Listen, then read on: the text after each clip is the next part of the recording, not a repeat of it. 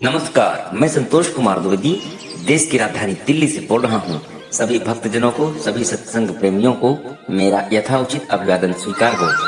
जय श्री राम का नाम लेते हुए भक्तिमय वातावरण में आज का बहुत ही अच्छा रोचक प्रसंग लेकर हाजिर हूँ।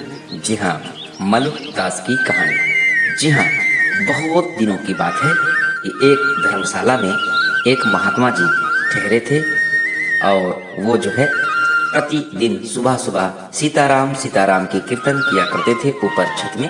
और वहीं पर एक और मुसाफिर ठहरा और वह दिन भर काम किया हुआ था, इसलिए काफी थका हारा था। और जहाँ पे महात्मा कीर्तन कर रहे थे उसके ठीक नीचे वाले मंजिल पे उसको धर्मशाला में रूम मिला और वह जो है बड़े प्रेम से सो रहा था। तभी सुबह सुबह 4 बजे का वक्त था। महात्मा जी उठे रोज की भांति और वहां पे छत पे आसन लगा करके सीताराम सीताराम सीताराम की कीर्तन करने लगे बहुत तीव्र स्वरों में। तब उनकी यह कीर्तन सुन करके वह युवक जो है जग गया, उसकी नींद टूट गई। और आपको पता है कि जब सोते हुए आदमी को अनावश्यक जगा लिया जाए या जग जाए वो किसी व्यवधान के कारण, तो उसे अत्यंत अधिक क्रोध आता है।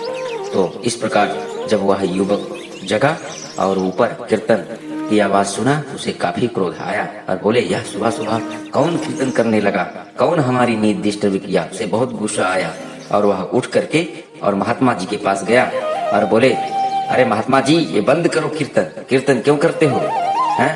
महात्मा जी ने बड़े प्यार से कहा, बेटा सीताराम का नाम लेना चाहिए, क्योंकि वही हमेशा इंसान को देने वाले होते हैं। इंसान की भाग्य विधाता वही है, इंसान के सुख दुख में वही काम आते हैं और उन्हीं के प्रताप से सभी लोगों को भोजन प्राप्त होता है। तब युवक ने कहा, आप झूठ बोलते हैं, भोजन तो हमारे कर्म से प्राप्त होता है, हम कर्म करते हैं तभी हमें खाना प्राप्त होता है। महात्मा जी बोले, ऐसा नहीं है, जो कर्म नहीं करते उनको भी तो भोजन मिलता है। देखिए पशु पक्षी भी जो है भोजन प्राप्त करते हैं, जबकि वो तो ज्यादा कर्म नहीं करते। ये सब राम जी की कृपा है कि राम जी के प्रताप से प्रत्येक जीव जंतु प्राणी को भोजन प्राप्त होता है।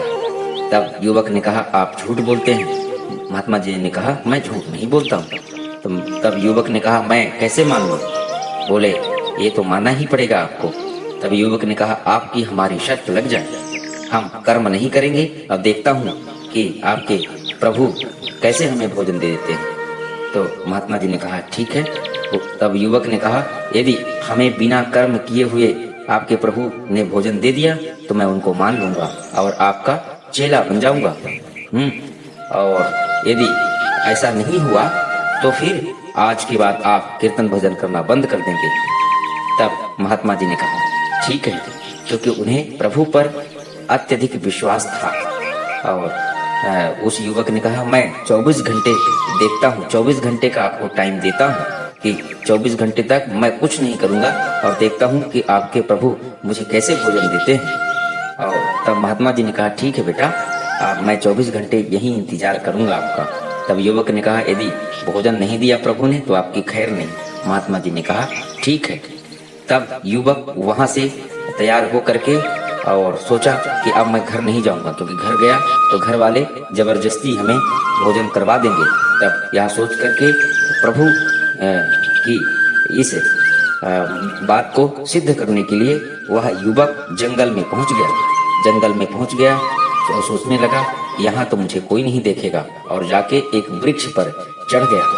सुबह से शाम हो गई, कुछ खाया पिया नहीं हुआ और सोचा कि 24 घंटे की ही तो बात है, समय निकल जाएगा, फिर मैं बताऊंगा महात्मा को। जब रात हो गई तब क्या देखता है कि वह पत्तों के बीच ऊपर चढ़ करके छिप करके बैठा था ताकि उसे कोई देख न ले। तो रात में वहाँ एक बंजारों की टोली आई।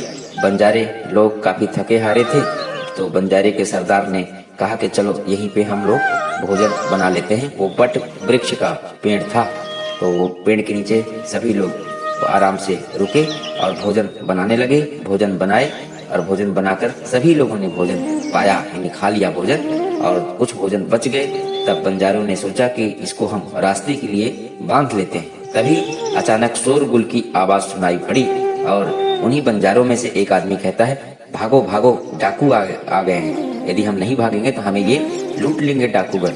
तो उन्होंने जैसा भोजन बना था, जो बचा हुआ था, सारा भोजन छोड़ करके और वहां से चले गए। तब इधर डाकू पेड़ के नीचे आए और क्योंकि बहुत ही स्वादिष्ट भोजन बना हुआ था, भोजन की खुशबू उनको इसी वट वृक्ष की ओर लेके आई। वह आदमी जो ऊपर बैठा हुआ था सोचने लगा कि महात्मा के बात में कुछ तो सच्चाई है। देखो ये बंजारे भी भाग गए, भोजन यहाँ छोड़ के भाग गए। तो वो यह सोच रहा था, तभी वहाँ डाकू आए।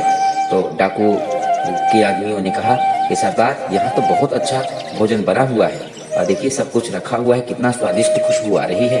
तो चलिए पहले हम लोग भोजन पा लेते हैं, बाद में आगे की यात्रा करेंगे। डाकुओं के सरदार ने कहा, अरे रुक जाओ, आप सोचो इतने घनघोर जंगल में भला कौन यहाँ पे खाना बनाया होगा।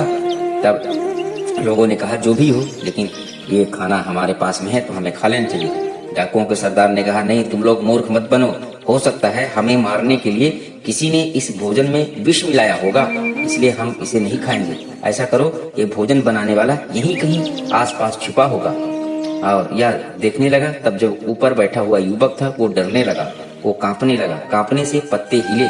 तब एक आदमी ने कहा, देखिए ऊपर वो पत्ते हिल रहे हैं, लग रहा है भोजन बनाने वाला ऊपर ही जो है बैठा हुआ है। वो तो डरने लगा। तो सभी लोगों ने ऊपर की ओर निगाह जो है दौड़ाई, टार्च की ओर से जलाया तो वो आदमी दिख गया। डाकू सरदार ने बड़े तेज से बोला, ए युवक उतर आ, तूने मुझे मारने के लिए भोजन बनाया है, अवश्य जो है जहर मिलाया होगा।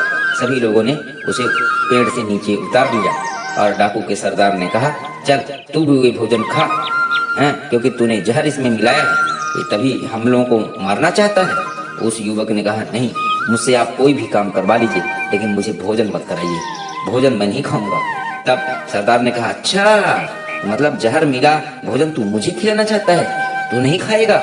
एक बड़ी सी छड़ी लिया और मारा 3-4 छड़ी, बोले खा भोजन। तो युवक ने कहा नहीं खाऊंगा। तो वो बंदूक में गोली भरा और सीने पर गोली रख दी, तान दिया, बोले यदि नहीं खाएगा तुझे गोली से मार दूंगा। अब युवक बहुत परेशान, यदि भोजन नहीं करूंगा तो ये तो मुझे मार देंगे। तब युवक को जबरदस्ती उन डाकुओं ने उसे भोजन खिलाया और वह भोजन खाया। जब खाने के बाद उसे कुछ नहीं हुआ, तब डाकुओं को विश्वास हो गया कि इसमें कुछ नहीं मिला है। तब डाकुओं ने पूछा, ये भोजन किसने बनाया है, कौन कौन बना के गया है। तब उस युवक ने कहा, यहाँ आपके आने से पहले एक बंजारों की टोली आई थी, उन लोगों ने ही यह भोजन बनाया, कुछ खाया और कुछ बांध रहे थे। आप लोगों के आवाज से डर करके वो भाग गए और भोजन यहीं छोड़ दिया। तब जब विश्वास हो गया डाकुओं को, तो सभी डाकुओं ने भी भोजन किया और उस युवक को भी भोजन करवाया। युवक को लगा महात्मा की बात बिल्कुल सही है, हमने कोई कर्म नहीं किया, फिर भी भगवान की कृपा से हमें भोजन प्राप्त हो गया। वह उसी समय वहां से निकल गया और धर्मशाला में जहाँ पे महात्मा ठहरे हुए थे उनके चरणों में गिर गया। बोले, महात्मा जी हमें माफ कीजिएगा, मुझे पता चल गया कि आपके प्रभु में बहुत शक्ति है, हमने लाख कोशिश की कि हमें भोजन न मिले, फिर भी हमें भोजन करवा ही दिया। महात्मा ने कहा, बेटा हम बोले थे ना कि भगवान सभी को भोजन कराते हैं, सभी को देते हैं, भूखा किसी को नहीं सुलाते। तब फिर जो है उस युवक ने कहा कि महात्मा जी आप मुझे चेला बना लीजिए। तो महात्मा जी ने उसे चेला बनाया और वही युवक बाद में मलुक दास के नाम पर बहुत प्रसिद्ध हुआ और बहुत महात्मा बन गया और उसको हर कोई जानने लगे, क्योंकि उसने कई सारी कृतियां लिखी। मलुक दास नाम का युवक की यही कहानी रही। तो आशा ही नहीं अभी पूर्ण विश्वास है कि आप लोगों को यह प्रसंग अवश्य पसंद आया होगा। तो बोलिए जय जय सीताराम, बोलिए उमापति महादेव की जय, बोलिए बीरबल बजरंग बली की जय, बोलिए सभी 33 करोड़ देवी देवताओं की जय कहते हुए मैं आज का प्रसंग समाप्त करता हूँ। जी हाँ, जय जय सीताराम। संतोष कुमार द्विवेदी, देश की राजधानी दिल्ली से। नमस्कार, धन्यवाद।